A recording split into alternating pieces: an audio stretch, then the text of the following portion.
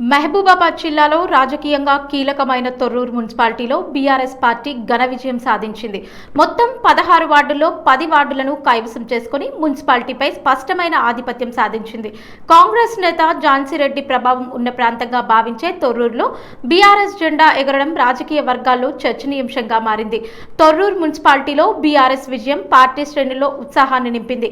Majority వార్డుల్లో ఆధిక్యం సాధించిన పార్టీ విజయడంకా మోగించింది. ఈ సందర్భంగా మాజీ మంత్రి ఎర్రబెల్లి దయాకర్ రావు కార్యకర్తలతో కలిసి సంబరాల్లో పాల్గొని స్టెప్పులు వేశారు. పార్టీ శ్రేణుల్లో ఆనందోత్సాహం వెల్లివిరిసింది. విజయానంతరం కార్యకర్తలు భారీగా చేరుకుని సంబరాలు నిర్వహించారు. డప్పులు మోగిస్తూ మిఠాయిలు పంచుకుంటూ పార్టీ జెండాలు ఎగరవేస్తూ ఆనందాన్ని వ్యక్తం చేస్తారు. స్థానిక ప్రజలు అభివృద్ధి సంక్షేమ కార్యక్రమాలకు మద్దతుగా బీఆర్ఎస్ కి ఓటు వేశారని పార్టీ నాయకులు తెలిపారు. ఈ ఫలితాలలో తొర్రూరులో రాజకీయ సమీకరణాలు మారనున్నాయని విశ్లేషకులు భావిస్తున్నారు. మున్సిపల్ చైర్పర్సన్ పదవి కూడా బీఆర్ఎస్ ఖాతాలోకి వెళ్లే అవకాశాలు కనిపిస్తున్నాయి.